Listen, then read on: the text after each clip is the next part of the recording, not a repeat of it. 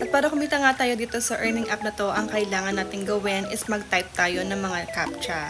So dito pwedeng gamitin yung inyong mga cellphone, tablet, so kahit anong Android device, pwede siya.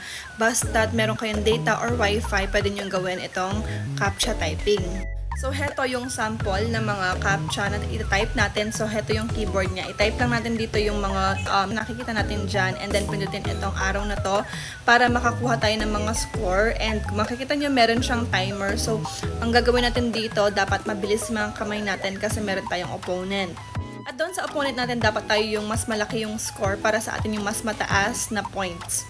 Tapos, dito yung mga income natin, pwede natin silang withdrawin sa GCash tsaka sa Maya. So, ayan, makikita nyo din dyan yung mga conversion or yung kailangan natin ng mga coins dun sa amount na gusto nating i-withdraw. So, yung minimum niya sa GCash is 100 and then yung maximum niya is 500 pesos.